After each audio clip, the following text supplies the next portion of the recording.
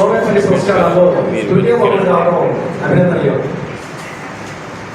ఇంద్రగిరి నరసింహమూర్తి గారు కెనరా బ్యాంకులో వివిధ హోదాల్లో 31 సంవత్సరాల పాటుగా పనిచేసి గ్రంథాలయాల్లో నిక్షిప్తం చేయాలి. అవి నెక్స్ట్ జనరేషన్ మనం ఇచ్చిపోయే కానుకలు.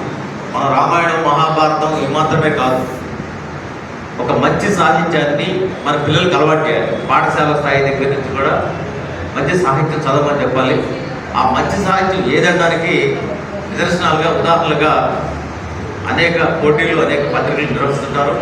అదే సమయంలో సోమేపల్లి వారి ఈ 16వ సాహిత్య పురస్కారం సందర్భంగా నేను చెప్పేది ఏంటంటే వీటన్నింటినీ కూడా గ్రంథాలయాల్లో మరి ఏర్చి కూర్చాల్సిన పుస్తకాలు, కథ సంకలనాలు వీటిల్ని గ్రంథాలయాలు పెట్టడానికి గ్రంథాలయ సంస్థ చైర్మన్తో కూడా నేను మాట్లాడతాను కూడా తెలియజేస్తున్నాను.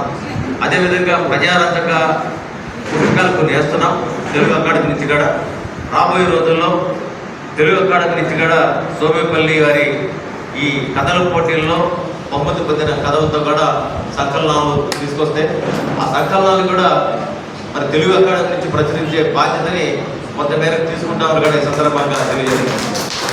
ఎందుకంటే రాబోయే రోజుల్లో గత 60 ఏళ్ళుగా ఏదైతే ఉన్నాయో అనేక రచనలు తెలుగు కానీ కృష్ణశాస్త్రి కానీ శ్రీశ్రీ కానీ చాగంటి సోమయాజులు కానీ కుటుంబరావు గారు కానీ అదేవిధంగా రకరకాల అదేవిధంగా అద్భుతమైన మన పూర్వ రచయితలంతా ఉన్నారు. ఆ రచయితలు వారికి సంబంధించిన గ్రంథాలు కూడా గ్రంథస్థం చేసే బాధ్యతని తెలుగు అకాడమీ తీసుకోవడం కోసం బాధ్యత వహిస్తూ ఉంది.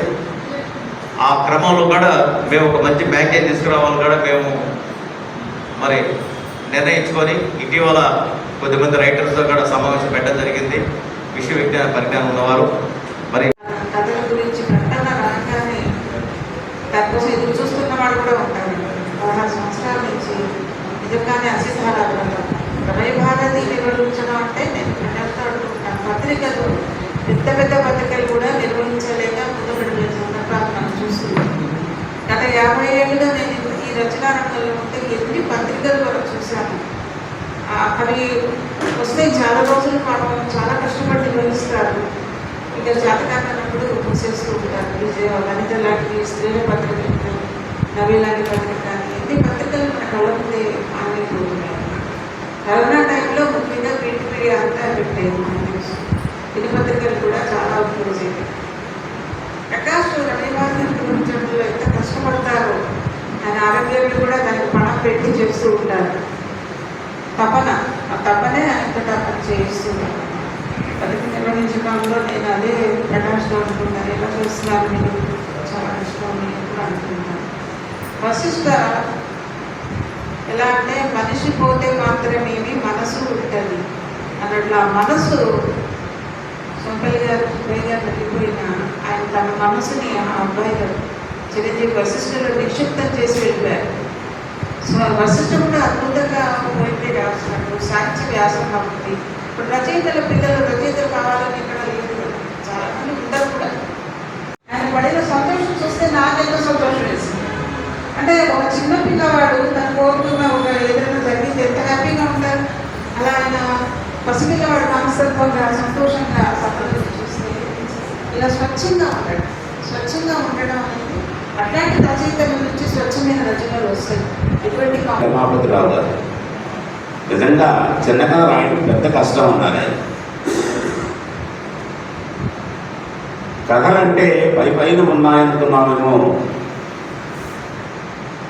అవి కల్పించడానికి గొప్ప ప్రతిభ కావాలి. అవి చెప్పడానికి ఎంతో నేర్పు ఉండాలి. అవి వినడానికి ఎంతో రుచి ఉండాలి. అవి బోధపరచుకోవడానికి ఎంతో బుద్ధిశూక్షత కావాలి. కథలు కళ్ళకు వెలుగునిస్తాయి, బుద్ధికి మొదలు పెడతాయి, మనసుకు ఉత్సాహము ఉల్లాసము కలిగిస్తాయి, జడునొప్పును కల్పనాశక్తిని ప్రసాదిస్తాయి. ఒక్కో కథ ఎలాంటి ఘట్టంలోనైనా ఒక్కొక్కరిని ఒడ్డుకు చేరుస్తుంది. కథలు చదవడం అధమం వినడం దండగా అనుకోకే అంటారు రమ్య కథా చక్రవర్తి శ్రీపాద సుబ్రహ్మణ్య శాస్త్రి గారు. కథకున్న గొప్ప ప్రాశస్త్యం అలాంటిది, గొప్పతనం అలాంటిది.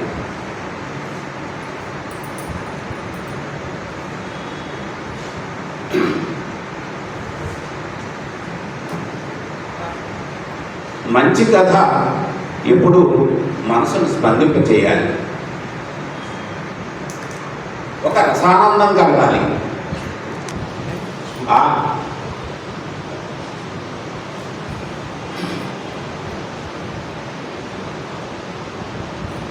మనసును స్పందింపచేయాలి, ఒక రసానందం కలగాలి.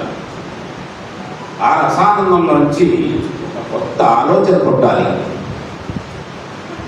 ఆ కొత్త ఆలోచనలోంచి ఒక శాశ్వతమైనటువంటి జీవన సత్యం ఆవిష్కరింపబడాలి. ఆ జీవన సత్యం మానవత్వాన్ని పరిపుష్టం చేయాలి. 127 కథలు వచ్చాయి.